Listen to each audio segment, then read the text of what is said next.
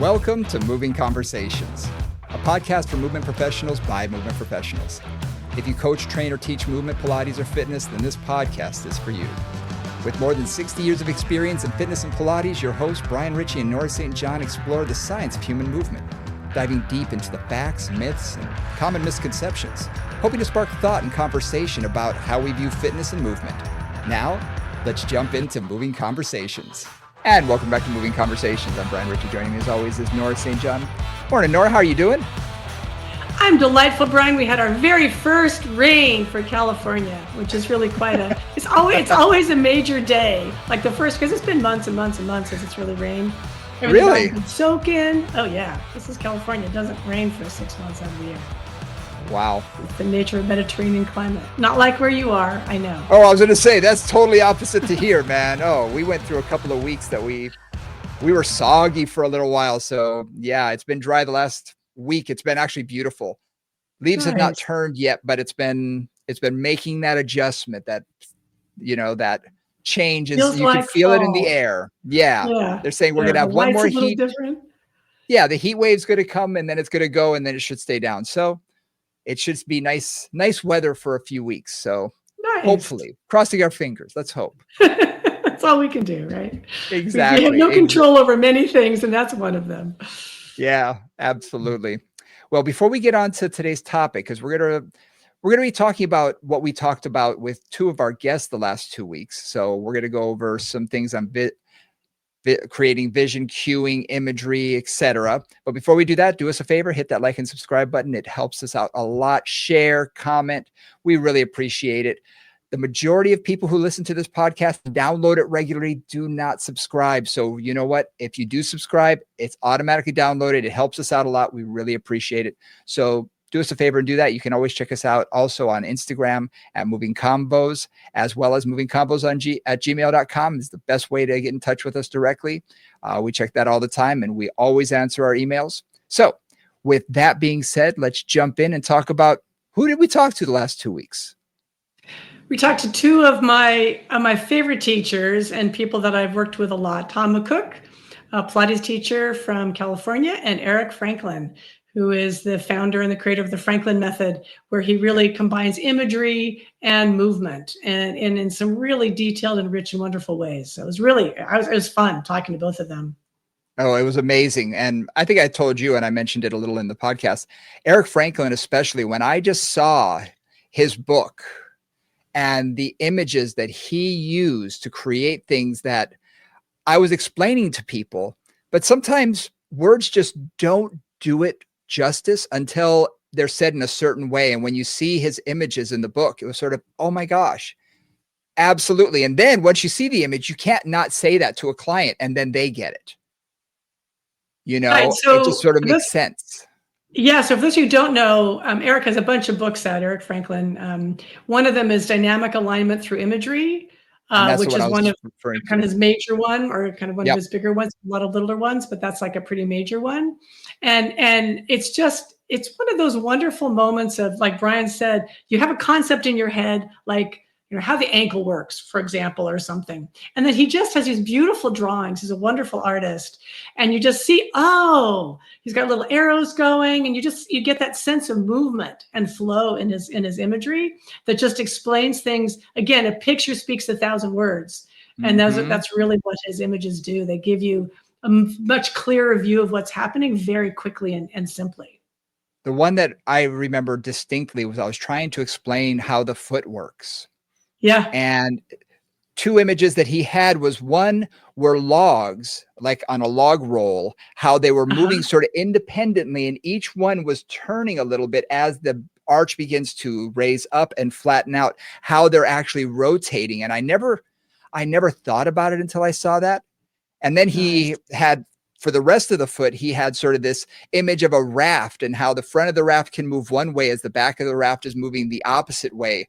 And it just, as soon as I saw the pictures, I said, oh my gosh, that's exactly what's going on here. And while I knew that looking at the foot, to be able to explain that to someone so clearly, because everybody knows what a raft looks like. Everyone knows what logs look like going down a river, especially, you know, it's like you have 4 logs next to each other and they're all rolling independently. It's like, oh, I get that. And I've used those images countless times, and people just say, oh, well, that makes sense. It's like, oh, yeah. So yeah, when that's one of the few times that I just read something that was so clear, crisp, and I thought his imagery was phenomenal, and I've always loved it. One of the things, yeah, this is that's really his magic. I think a lot of his magic. Again, I've studied a couple of the long week-long trainings with him, and the major thing I got out of it, there was a lot of things. Like I knew a lot of the material because I've studied the bones and things like that.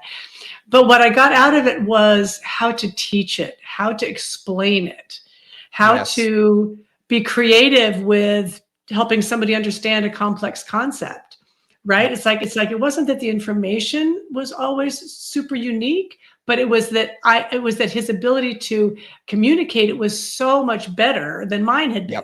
And that was really like just fantastic. I love that. Yeah. And both of them have a unique energy to them, because I've hung out with both of them, socially at conferences and things like that, as well as been in their classes, and they've been in mine. And it's always interesting to be around them because they have a very gentle spirit, and you can tell that the way that they teach and the way that their energy comes across is so healing. That's sort of, wow. It's very unique. It's just a unique situation. So I've always appreciated the time that I've gotten to spend with them, as little as it's been. I think it's awesome. I agreed. So what we want to bring to you guys, I think, is a little bit of just how do we apply this? What happens? What do we do? And just talking through what both those guys gave us in terms of feedback. Sorry about that. And how we're kind of going, what do you do with this? How do you make your imagery more alive? How do you help to communicate better to your clients? Like, how do we do that? Yeah.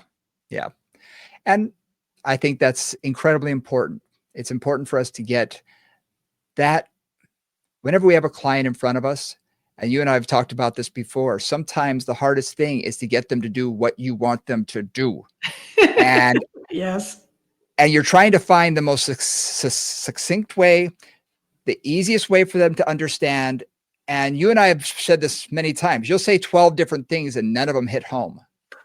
So it's trying to find the one thing that works right for that one person. I think that's very important. And I think if it's what I learned from Eric and also Tom is sometimes it's if I have a clear vision in my head before I even open my mouth, that really does help. I mean, that's half the battle right there. Yep. And I know you and I both taught a lot and taught to conferences and to teachers and that kind of thing. And one of the skills that I've certainly worked on a lot, as have you, is how do I communicate this? How do I say this? And having 17 different ways to say the same thing. Bring out the bones, you bring out some imagery, you talk about it this way. And I think if there's anything to say to you out there, whether you're a practitioner or you're a student or you're a physical fitness buff, is like get creative with how you think about things. Yes. Because the other thing too that I find, and I was just talking to some students last night about this, is if a student or an instructor has a very firm, I'm going to say rigid view of something, kind of like this is the way it is, and this is the only way I know to talk about it, that doesn't always work for every client in front of them. I think this is a little bit silly, but I have a friend who was traveling with another friend down in Costa Rica. And this friend of a friend didn't speak Spanish. And he's looking at a plate of something that's in the buffet. He's in the buffet line. He's looking at the plate. And he's like, he wanted to know if it was fish. And so he goes, is this fish? And the guy goes, papas, which means potatoes in Spanish. And then just goes, fish, louder. And the guy goes, papas, fish, papas, fish. Like this just kept escalating. Like the guy, there was not communication happening here. Right. And rather than finding a different way of asking the question, right, he just kept going, fish, louder and louder. And I've been in a couple of situations like that with instructors where I'm watching them just kind of turn red in the face, saying the same thing, like put your right leg on the bar, put your right leg on the bar. But like, just stop, take a breath, find another way to say that, right? Yep. And it was just such a funny moment, like Papa's fish, Papa's fish. So, communication is about paying attention, about backing off of what isn't working sooner rather than later and trying another route in. Yeah. Yeah. No, that's funny. I remember my first time going to Korea. I realized that I knew no Korean, but I know Japanese and I know Spanish, not a lot, but I know words in each. So I found myself speaking a hybrid of English, Japanese, Spanish, a little Filipino from Hawaii, and I found myself doing this unconsciously, and they're looking at me, and it's like a dog watching, it's like the RCA Victor dog look, that they have this look to them, and I'm thinking, oh, that's not your language. Okay, yeah, that's not working. So I totally get it. I totally get what you're saying, because it was like, okay, yeah, turn off your brain. Okay, just understand there's a language barrier here. And when we have clients in front of us, it can feel that way. Yeah. It can absolutely feel like there's a language barrier, because we're saying one thing. And like you said, if you say it over and over and over again, it's not going to get through. If it didn't get through the 5th time, it's not going to get through the 15th. No, exactly. Not from me. Someone else may say the same word. It might filter in. It might go through those little filters in their brain differently. That's possible. But if I keep saying it, it's not. So you're right. We have to come up with a way to have multiple ways to say the same thing, or to cue a different way. And I think finding different ways to cue is also very important. Yes. So when you think about cueing, Brian, what are the different ways you use to cue? Like, what are the different tools? Just to get kind of practical here for a minute. What are the ways that you think about that? Obviously, verbal. Verbal's number one. Yeah. I always go back to, okay, how do we learn? Some people are auditory. Some people are, kinesthetic. Some people are going to be more visual. So if I'm going to teach something, oftentimes I will do one or two repetitions, as I joke with my staff. You only have to be able to do 1 or 2 repetitions properly. That's all we have to demonstrate. So, so we show it so that they have a little bit of an understanding of, oh, okay, because as you and I have discovered doing this podcast, we can describe something. But if someone is not auditory, it's going to be very challenging for them to get it through just words. So oftentimes, demonstrating makes a huge difference. Then as they are about to do the exercise, I will verbally tell them what to do, where I want them to feel it, whatever I'm trying to get through to them. I'd say 80% of the people will get it that way. Then there's kinesthetic. I got to put my hands on them. I've got to pull their shoulder blades back, touch what muscle I think they should be feeling, or I don't want you focusing here. I want you focusing here, drawing their attention to where it needs to be, or the motion that I'm looking for, especially when it comes to things like the scapula. Say, okay, I want your scapula to feel like it's moving in this direction in an upward rotation. And at the top of the position, you're going to feel this top portion dip down a little bit so that they get an understanding of, oh, okay. Now, do they understand it 100%? No, but at least it's the best way I find to guide them as close as I can to where I need them to be. So I want to back up a minute. So we've talked about auditory, we've talked about visual, we've talked about kinesthetic, right? That was a really good introduction to like 3 things we do. I want to back up to auditory, and because this is something I've again thought about a lot, as we do, is oftentimes what we're trying to do is give them a feeling or an experience. Let's talk about that at different levels. On the one hand, and I always think of like first level of my auditory is, where are you putting your body parts? Right? My right leg's going to go here, my left leg's going to go there. I'm going to reach my arm up, whatever it is, like simple physical direction, right? Is often like the first step. And without that, like you can't go anywhere. Then once, like, let's say you're teaching client for the 4th, 5th, 100th time, you don't necessarily need to say, put your foot here, put your hand there, right? You don't need to say that anymore because they know that. So then you start to layer that in. And I always think about how you layer in different cues, right? So once they've got the movement down, then you're thinking, oh, well, focus on that right foot, or focus on putting the weight on your heel, or notice where the weight is on your sit bones, or whatever, whatever the sensation is you're trying to cue them into. And then I would say, and I think this gets back to some of what Tom's saying, is then what is their reaction to that? Because there's also like, you say something and you think you're giving them an experience, and then you ask them for feedback and you realize, oh, that didn't make any, or they're going in a completely different direction than you had intended, but you can't really tell because it's their brain that's doing it, and behind the curtain, you can't see what's happening in there. Yeah, there's that processing that occurs. And we all know people who are slow processors and others who are lightning fast. Yeah. And I think when you're working with people who are, I'm going to say this, athletes, dancers, people who move for a living or who are good movers, their bodies just, they've always sort of been a natural at whatever they've asked their body to do. It seems that they understand very quickly. The processing of what you're saying going to their brain works quickly. And then we have the other types who the process takes forever. Right. And I would say that's because it's practice. If you're an athlete, if you're a dancer, like you have had to translate auditory cues into movement for an extended period of time. Absolutely. And clearly through feedback or performance or whatever, you've gotten better at it. But a lot of our clients have never had this experience. They've never been told no. So they're like, what? Yep. Well, it's like you talk to some people and you say, oh, can you dance? And they give you, they have this look on their face like, no. The panic appears. No, I don't dance. And I get that for both male and female. And it's because no one's ever asked them to move their body. Honestly, with some people that come to us, we may be the first person to ask them to move their body specifically.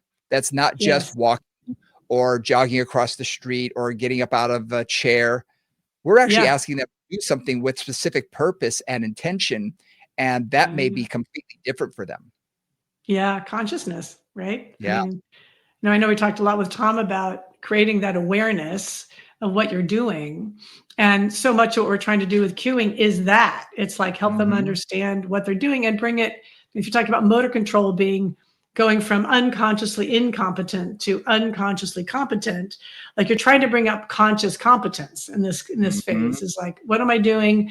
Is this better than this? Does this feel better than that? Is this more effective than that? Depending on what their performance goals are. Yeah. Yeah. And I'm sure you have this too. There's a lot of clients who they've been so disconnected with their body for so long. They're constantly asking, is this right? Yeah. Am I doing it right? Is this okay? Is this right?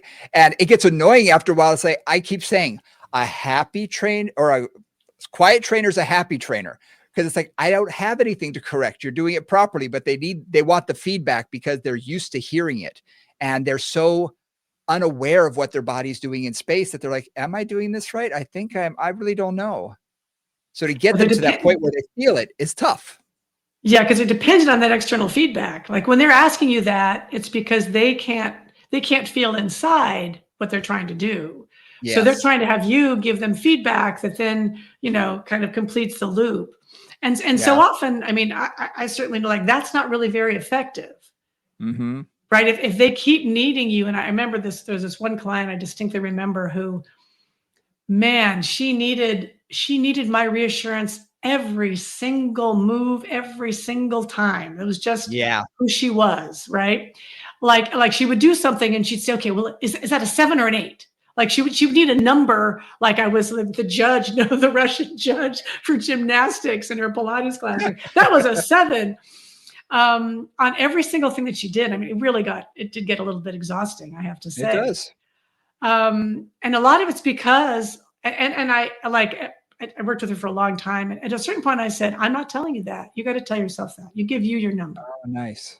Because I had to turn that. I mean, I had to turn that around. It like, you cannot, you can't be dependent on me. You actually need to own this yourself because that's the only way that you're going to change and make what needs to happen. You've got to own it. I can't own this for you. I've done something similar. I've never done that. I'm thinking about one client in particular, thinking I might try that because he continually, am I doing this right? Is this okay? Is this all right? And how I usually will talk to them is I'll say, how does it feel? What are you feeling? You know what we're trying to accomplish here. So what are you feeling? Are you feeling it where my fingers are touching? Because he's very, I need to really, focus. I'm thinking of a move today. We were doing a modified pull down where he was bringing his elbows slightly down and back with the cable machine. And, and I'm squeezing right at the rhomboids, lower trapezius area, trying to get him to think about that. I said, are you feeling it where I'm touching? Yes. I said, then you're doing it right. I wanted him to trust himself that, yes, if I'm not making a lot of corrections, you're probably doing it okay.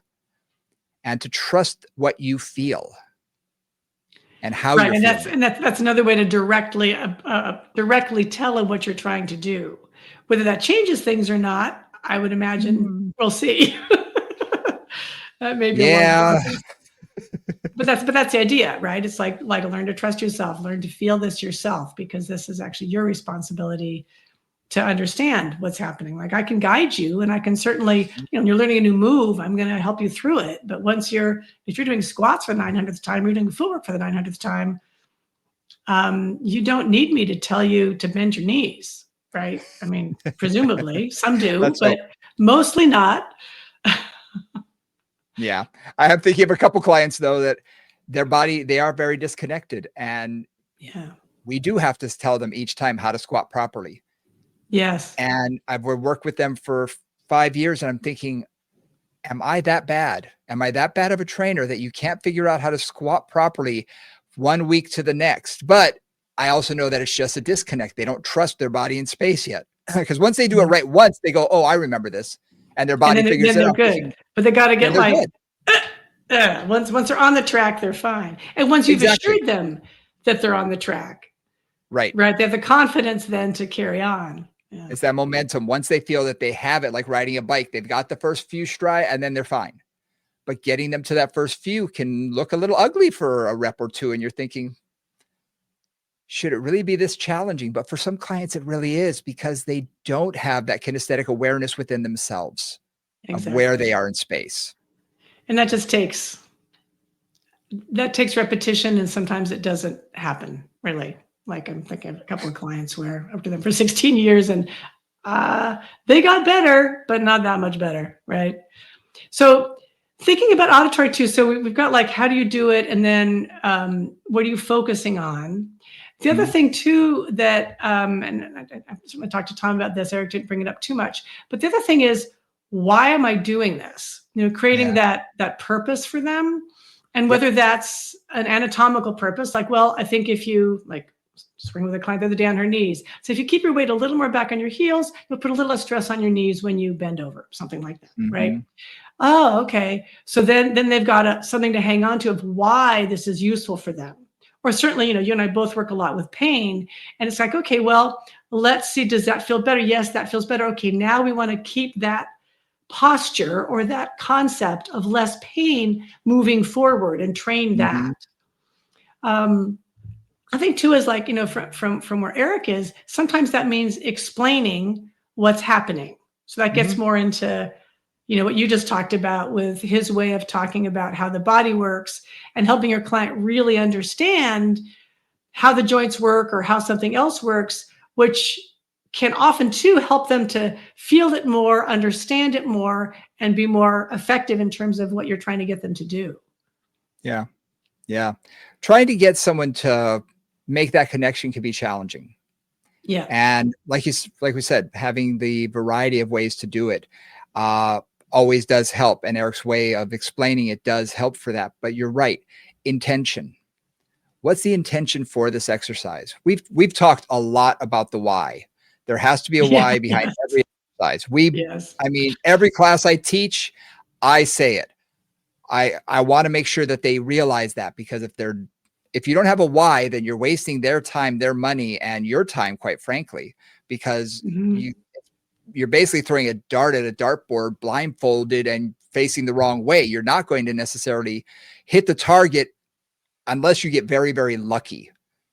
And if you don't have a target, then it's really a waste of time. I was just, if you don't have a target, like that's the why, right? Is the target. If you don't have a target, then what are you doing? I mean, really. Precisely. Yeah, and then why am I spending this time, money, and energy with this, this trainer or this Pilates teacher when I don't know why I'm there or what I'm doing or where I'm going or what it's going to do for me?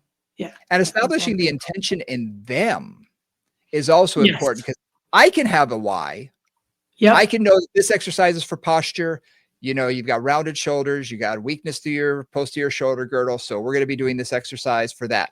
And I've been notoriously called a teacher when I'm working with clients, because I'm always teaching them anatomy, telling them what it is. But to me, if they don't know why we're doing an exercise, they're just going along for the ride.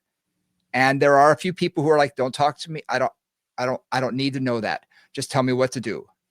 Yeah. But I want them to know. I want them to share that responsibility and that understanding of what we're trying to get out of this particular exercise.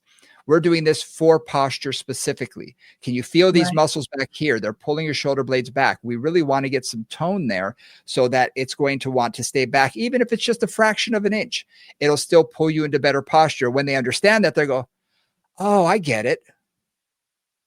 And now they help own that exercise. Yeah, exactly. And they take part responsibility for it. Yeah, and I would say there are clients, and I actually think of my mother in this circumstance, who don't really want to take responsibility for it. Now, she didn't start Pilates till she was in her mid-70s. So there was cognitive issues at that point, and memory and all that stuff. And so she would just go in and be told what to do and have a marvelous time.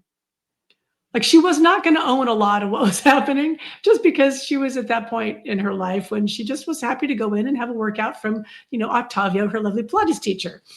And I was cracked up because I would go and watch her work out, and it was just like, okay, what's next, Octavio? And then he would tell her, okay, what's next? Like, she didn't really own anything, because she was at that point in her life where that just wasn't going to happen, honestly. And then I think about what you just said, I thought was useful. And there's a story I like to tell. John Zohoreck, who invented the anatomy in 3D kind of method or whatever, or was the original founder for me and the original inspiration for all the anatomy stuff that we do, all the building things like this guy over here. He told a really good story, which is he had really bad back pain. He was an artist, and they just said, oh, you have back pain, right? He didn't really know what that meant. And so one of the things that he did to understand that was he built a spine. I don't remember what material, I think some of it was clay, but some of it wasn't clay. Like, he built a spine and, nerves, and put all the muscles on it.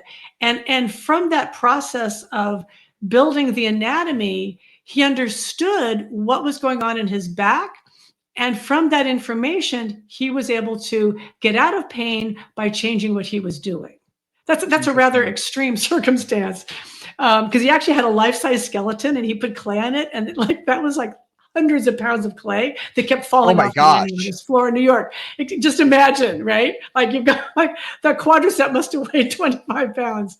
Anyway, I was going to say, how does he do that? Well, a lot of clay fell off, and that's why the skeleton is not that big. But it was such a really, for me, it was. Not everybody's brain works that way, and not everybody's kind of, neurobiology and stuff works that way. But in his case, he built it. He really understood the structure, and that allowed him to kind of, manipulate it in his mind and figure out how to make things work better. Wow.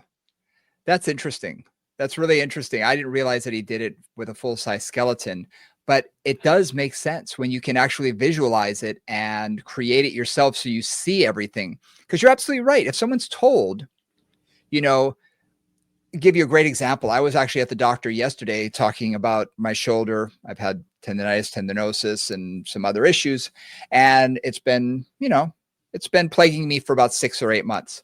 And to be able to talk to the physician about specifically what's going on in there, let them understand that they could speak to me at a higher level, and that I understood what they're talking about. Because at first they're doing these general, well, you have shoulder pain. I said, well, no kidding. What do you think I'm doing here? Right, exactly. Duh.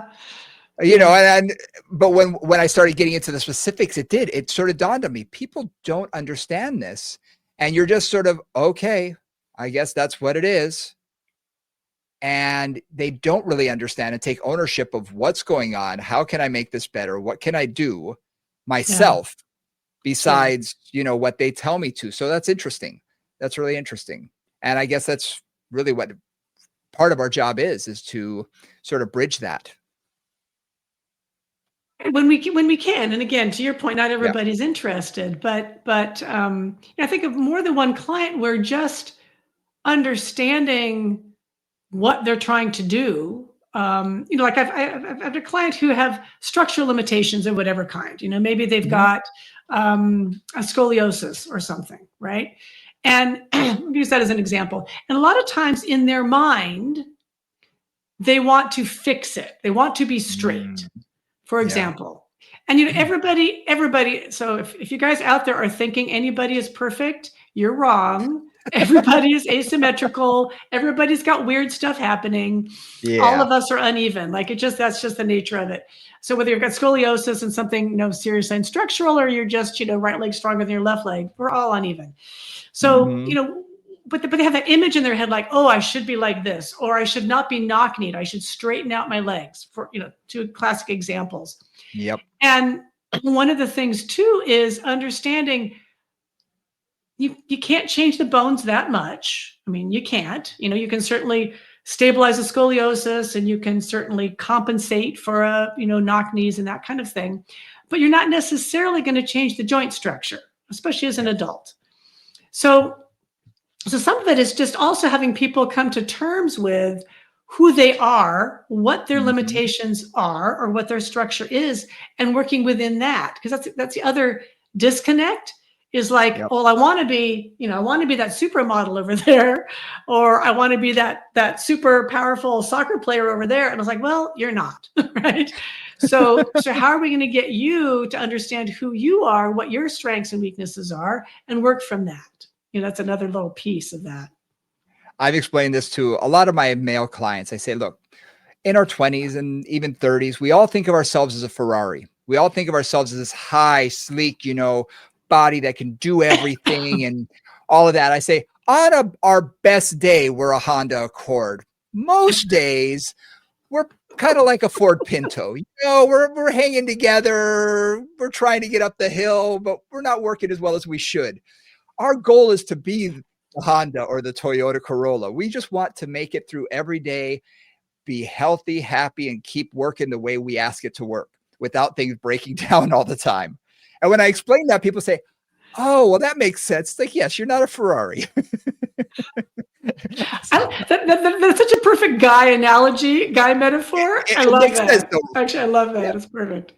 It totally makes sense. I'm thinking of a female equivalent in my head. I'm not quite coming up with it, but I've tried. Believe me, I've tried. I've been thinking, I've tried to, but the car one does work for a lot of women because, they understand that. It's like, look, all we want to do is to be able to continue to do what we do on a regular basis. But what you said is very interesting because maybe 5 or 6 years ago, I was seeing a physician about something, and I caught myself saying, but I should be able to. And as it was coming out of my mouth, even then I was thinking, who says? Yeah. Like, who says I should be able to play golf? Right. Who says this body? This isn't a right. This isn't a God-given right. Yeah. And that was really profound for me because I've said that to clients before who said, well, I should be able to. And I'll say, well, it'd be nice, but how we were designed, maybe you should be able to, and maybe not. Maybe based on some conditions you have, that's not the greatest thing. Like I've had some clients say yoga, for instance, I should be able to do yoga. It's like, your spine says otherwise. Yeah. You can do some things. Right. There are some poses that are fine. Great. I think you'd be great to do those. These other ones, I know you like doing them, but that's what gives you pain. So maybe avoid those ones. And getting that to think that way and say, maybe not everybody should be able to do everything, and finding what your body's capable of. And as a trainer and as a Pilates instructor, it's our job to really sort of find what they are capable of and get them as close as possible to whatever their goal is, and hopefully get them there. But for us to explain to them, well, today, maybe not. Maybe you can't do everything that you'd like to do. Exactly. And then, Yeah. that's who we work with a lot, Yeah. right? Yeah. I've had a few Ferraris in my time for sure. Yeah. But then I've had an awful lot of Pintos and Honda. Yeah. Exactly. Exactly. I have a question for you. Talking Hmm. about cueing and talking about getting people to do what you asked them to do. I was at a conference with a gentleman. Keep his name out of this because he's fairly well respected. And he says that in our position, what we do, we should never, ever, ever put our hands on a client for cueing. Now, he said we can use a pencil and touch them, but not our hands. Never touch. And as he was saying this, okay, forgive me, but I was thinking, you're full of crap. I mean, that was my first initial instinct. Right. Like, what? That works for you. Not going to Yeah. work for me. Yeah. But I started thinking about it and thinking, okay, he doesn't feel comfortable doing that. And there is an intimacy involved sometimes in what we're doing, especially if you're a solo practitioner. You may be in your home by yourself with one person. And as a male, I can understand how some females may be not as comfortable if I'm taking their arm through a range of motion or something. And I did massage therapy, so I'm very aware of that boundary. But I am also very aware that sometimes I just got to put their shoulders where I need them, or I've got to have them feel where they need to feel this without getting too close to anything, intimate. So, yeah. I like certainly depending on what your profession is, so what you're licensed to do and what state you're in and what the rules are. I think that's a very conservative approach, like, just don't touch, period. And I get that. There's liability, there's lack of clarity, there's all kinds of things. On the other hand, not having your hands, I mean, the human touch is incredibly powerful. Unbelievably. Incredibly powerful. And especially, and I'm sure you've thought about this, and I know Tom and I have had a lot of conversations about this. If I know what I'm trying to get out of that body, when I touch them, I will get that out of that body. Mm-hmm. Right. So if I'm really clear, like I am touching this shoulder to relax the upper trap, for example, right? Or I'm touching this hamstring to kind of wake it up. Mm-hmm. Right. If I'm really clear on that, I can get that response out of the body, because there is a profound power in touch. I mean, anybody will say that. Anybody who's ever done anything with massage or anything else, like the energy that comes from our hands onto another body is incredibly powerful and meaningful.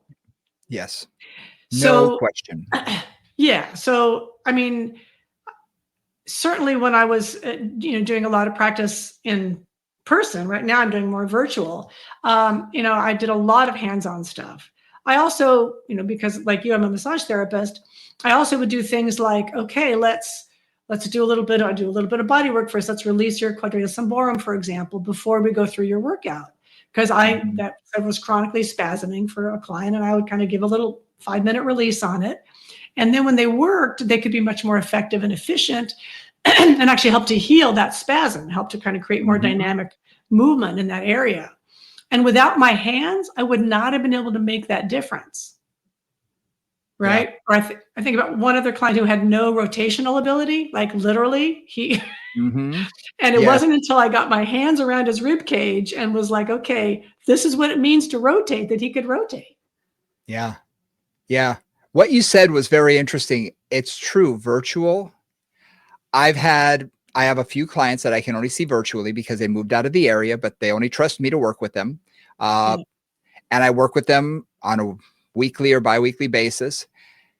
And it is, unless they are, and I've got one who is very body aware, man. As soon as I say one thing, he gets it. Boom, he's doing it. I've got many others who I have to continue to say the same thing. And it's like beating my head against the wall sometimes because it's just not getting through. And for one person, there's a slight language barrier, and I get that. So I have to clarify and simplify and try and make it a little bit easier to understand. As brilliant as she is, there's a little bit of that language thing going on. But with my hands, I'd be able to so easily put them in the right position, get them to say, okay, I want you to feel it here instead, like you're saying for rotation, where, for instance, if I want someone to do a cross, like crunching motion, you know, almost everybody almost everybody tries to lead with the elbow and bring it across the body, and they yank and they side bend or something. Yeah. But if I could put my hand on the rib cage of one side and their hip bone on the other and say, make my fingers closer, boom, they feel it differently. It's given them 2 points of contact that they're like, oh, I feel that. And I didn't have to say anything else. Right. Yeah. And it just, when I discovered that one day, I was like, wow, that made 5 or 6 repetitions of me trying to get them to do it right. Yep. I eliminated, boom, here, do this. And once they feel it, I say, now anchor that feeling. Okay, move my fingers away. And they're doing it properly. So I find that there's a huge value in getting them to feel that. And like you said, when we're doing it virtually, that really becomes an issue. The other thing too about hands-on, and this is partly because of my massage background, partly because of my acupuncture background. When I have my hands on somebody, I can feel the tissue quality also. Mm-hmm.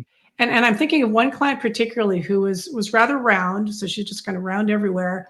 And she always wore big t-shirts, which is not uncommon. And it wasn't until I put my hands on her spinous processes and her low back that I realized what posture she was holding. Because you really couldn't tell any of that from the outside. She also had, I used her example, but she also had lipomas, so like fatty tumors along her rector spinae. So you really couldn't, you could not see the spine because there was just a lot of stuff over it between clothing and tissue. And it was like, oh, and she was somebody, this is a classic example. Every time she would do a roll down, supported roll down on the trap table, with the roll down bar, her back would be uncomfortable. And I was like, that's a little bit unusual. That doesn't always happen. So finally I was like, okay, what's happening with her low back? Put my fingertips on her spinous processes of those low lumbars and realized as soon as she rolled back, she wasn't staying in flexion. She was going into rather extreme extension, but you couldn't see that. I couldn't see that through the tissue and I couldn't see that through the clothing. Sure. And it was like, so in that case, my hands-on was essential for assessment as well. Because then I could cue it. Then I could say, okay, so don't let this happen. Don't let those fingers slide into you. Pull that in, tuck your tailbone under. I could cue it more effectively because I knew what was happening. So Absolutely. it's not just finding stuff. It's also feeling stuff. And what you say about tissue quality as well, that's very true because you and I both, you touch one person and they could look the exact same. They could be the same size. And one person's like touching jelly, their shoulders, their back, everything just is, wow, there's squish. Squishy. And other people are so fixated. It's like, it's a rock. Nothing's moving. And you can see why.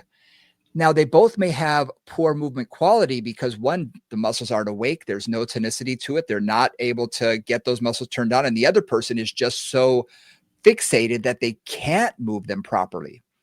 But unless you put your hands on them, you really can't tell any of that. Now, again, for you and I, we've done a lot more hands-on body work, so it's a little easier for us. But you're absolutely right. The tissue quality tells so much about that person and what I need to do to get them to move better. Yeah, so I think I'm again a big fan of touch. But the other thing too about touch, and I've said this a lot. In my job as the Pilates on Tour, programmer, a lot of people say, oh, I want to do a hands-on workshop for 3 hours.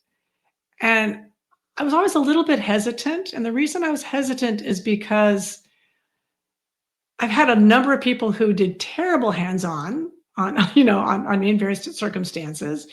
And I feel like in some ways, if you want to do hands-on, you should study hands-on. I know that's a little bit intense, but I feel like it takes a lot of touching a lot of bodies to really get that kind of sensitivity in your fingers.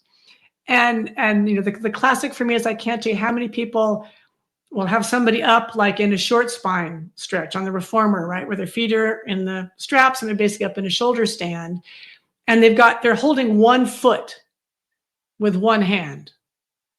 Okay, if that's ever happened to you, it is the most disturbing feeling in the planet, because you've got completely different feedback on each side of your body. Right. Or else I'll have somebody who's kind of like just has their hand draped on somebody with no meaning, no purpose, and is talking to them. And these are just things that, like, you know, again, as somebody who uses my hands very intentionally, drives me nuts. Because I feel like if you're touching somebody, you need to know why. You need to be aware of what you're doing, where your body energy is, and you need to touch them with intention. As long as that's happening, there's 100 ways to do that. And there's 100 great ways to do that. You don't have to do this version or one finger, like all the like touch with your heel, touch with your palm, touch whatever, all that stuff. Right. Exactly. That doesn't really matter if you know exactly why you're doing it and what your intention is. Yes. Yes. Great example I just had this morning. I was having someone do a tricep push down. And as you know, on a cable machine, a lot of times the shoulders want to roll forward. Right. Yep. So I had one hand on their anterior portion of their shoulder, just my middle and ring finger, just light touch to keep it open. And my other hand was on their scapula, just to remind them we don't want to see a lot of movement through here. And they were both lightly, you know, I was putting maybe a pound of pressure on both. I wasn't keeping them in position. It was a reminder. And she asked me, she said, what were you trying to do there? And I said, oh, great question. I said, you were trying to roll your shoulder forward. Could you feel that? She goes, oh yeah. And I said, so my fingers there are just reminding you not to let that happen, because occasionally when they did go forward, I basically just gently push them back or tap back and say shoulder back, you know, shoulders. Right. And they immediately pay attention, and she went right back to the proper position. And it was a good way for me to remind myself, tell them what I'm feeling, what I'm trying to cue for, because not everybody's in my brain, obviously, but it was a good reminder. And yeah, it's good for her to know too, that I was what I was trying to have her do. So then on the second set, I lightened up my touch even more till I wasn't even holding onto the shoulder. And then I saw it float forward. I put my finger back. She goes, yep, I caught that. I felt that. So it drew their attention into that. So I could use touch as well as my verbal cue together, but giving her that intention. And it really made a difference. Yes. Yeah, exactly. That's great. And it's also, this brings us back to a lot of what Tom talks about a lot, which is, you know, really involving your client in the process. Yes. And I know, you know, I can certainly do it too. And I'm sure you've done it too, where you're like, you just kind of forget that the client's there and you do what you're supposed to do. And I see this all the time also. This isn't just me. I know this is kind of a universal thing where you just, you know, you're like, oh, I know what I'm trying to do. So I'm just going to like have you do this thing. And you don't tell the client why you're doing it. And they don't really know what your intention is. And they're happy to do it because that's, you know, they're used to being told what to do by you, and that's what they do. But it's so much more effective when you kind of involve them in it and say, well, you know, if you would like to get better at this, whatever your goal is, these are the things we're going to do to get you there. And we're going to start with this because blah, blah, blah. You know, that's again, creating that purpose and creating that meaning. Yeah. I have a fairly new piece of equipment that involves a lot of rotation and anti-rotation. And it's with attached to a cable machine. And it's really interesting that when I put someone into it for the first time, I have to really explain everything that they're going to be feeling, because it's trying to twist them. And they say, what do you mean I have to turn 360 degrees because it's pulling me around? And you can see that I've never asked them to do anything like this. Exactly. And I demonstrate so they see me do it, and you could see them, huh? But once I get them into the right position, I say, now, can you feel how this is pulling you this way? Oh, yeah. Now, what I want you to do is resist that urge.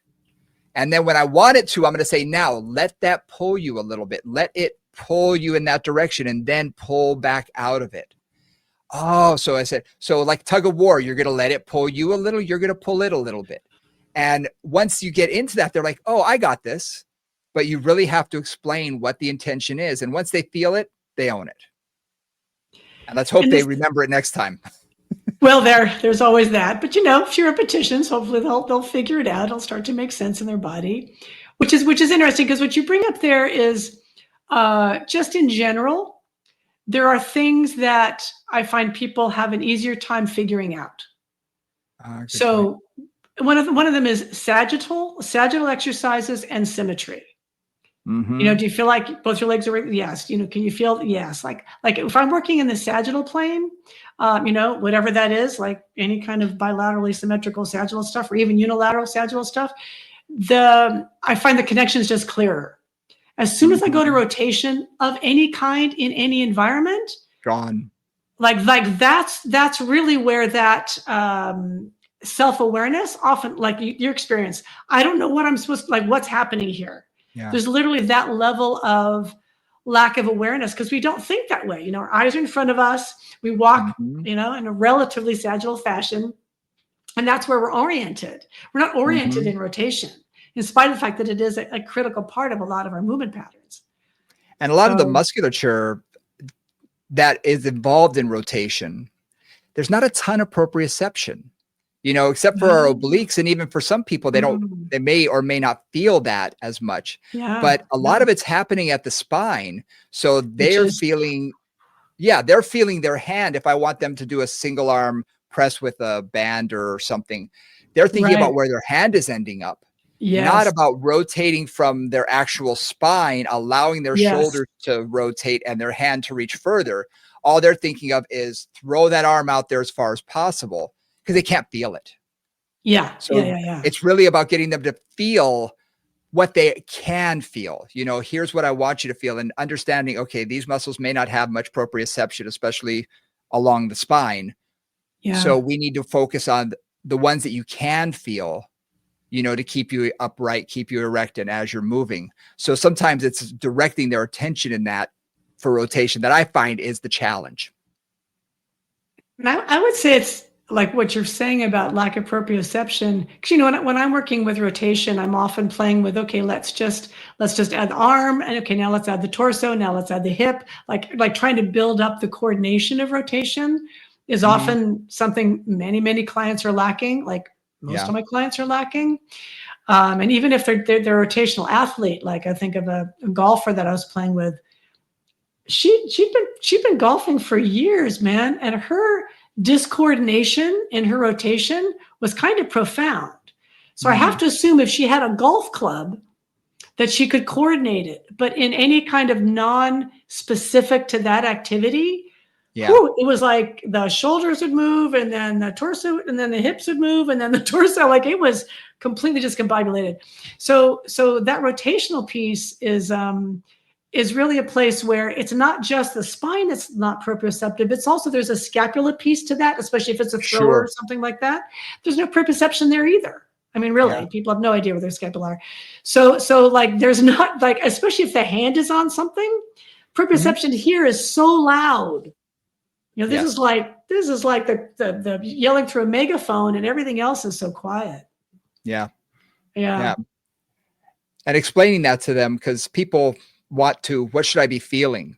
And in rotation, sometimes it's not about what you're feeling in that sense, because it can be very challenging. I've worked with bodybuilders in the past and said, okay, I need you to flex this muscle, like their lat or their rhomboid. They don't feel it.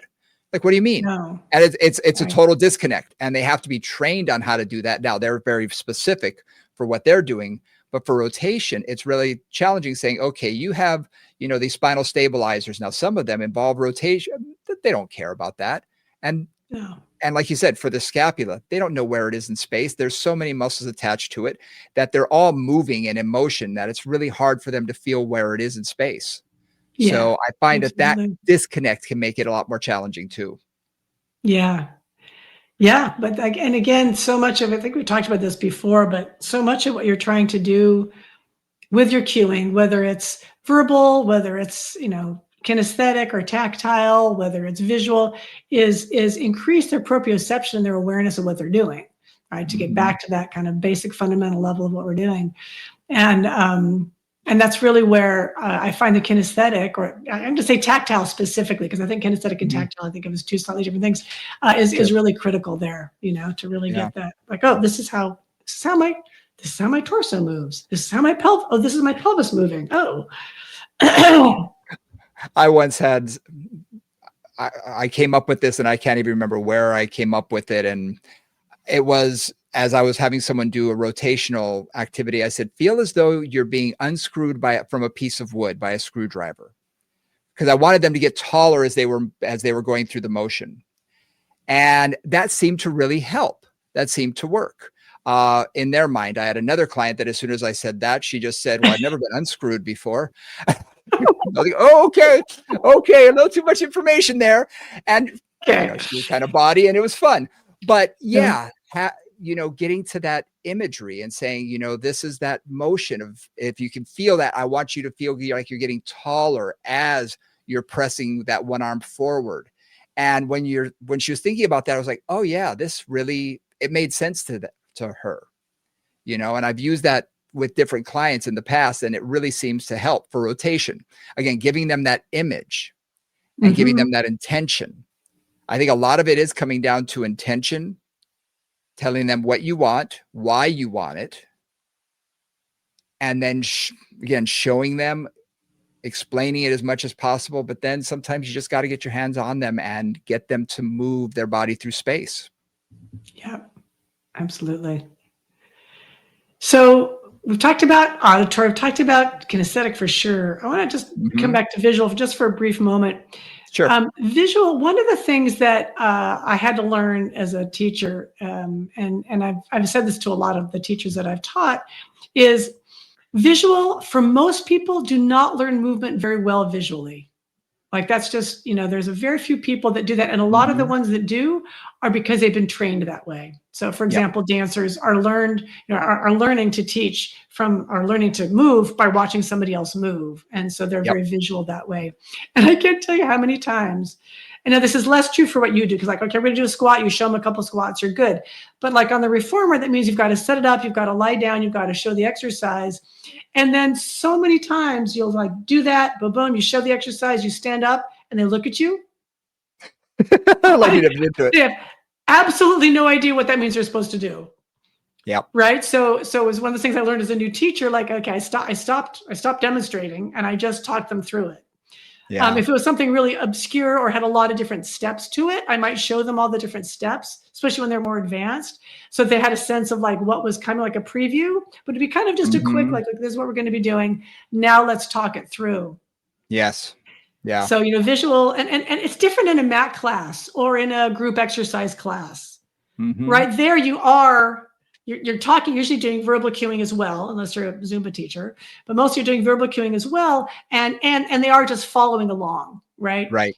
So that is a situation where visual learning is the key thing. But I think in a one-on-one setting, I really optimize my other kind of cueing and minimize my visual cueing for that environment in general. A lot of times I feel the visual gets the first 30%, meaning here's what the position is. If I want them to do a squat, for instance, I will say, okay, we're going to do a side lunge. So I'm going to have your feet be wide. They're going to be wide apart, toes turned out. So when I'm demonstrating it, I'm showing them. Yeah. So they can mirror me. So I'll say, okay, now, and then I'll demonstrate one or two. And as I'm doing it, I'm explaining what I'm looking for. I want your hips to sit back. I'm going to keep my weight through my big toe, small cues. Planting the seeds. That's all I'm doing. Yeah. I'm getting them in the correct position and planting a seed or two. And then I'm going to get into more cueing. But the beginning portion of the visual is just, I want you to get in approximately the right place. But you're right. If you're doing something on the reformer, I may string together 4 or 5 different, exercises. And I can't show all of those at one time and expect them to remember a doggone thing. They might remember one if I'm lucky. Yeah, exactly. And I think the complexity of equipment just makes all that kind of weirder.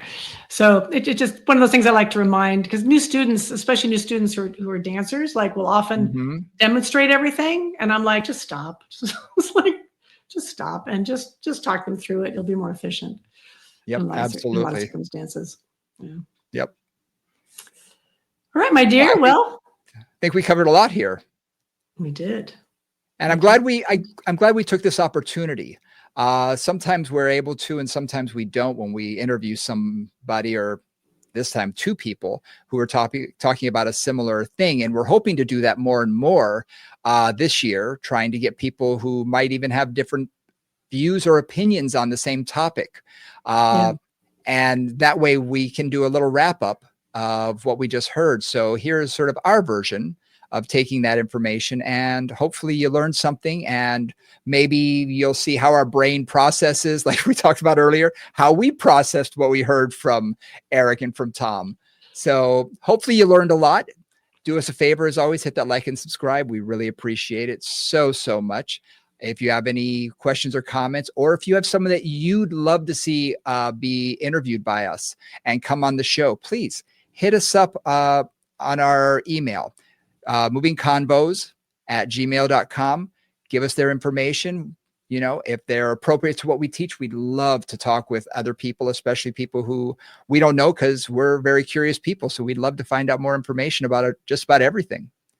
So yeah. And so until next week, for Nora St. John, I'm Brian Ritchie. We'll see you next time. Bye, guys.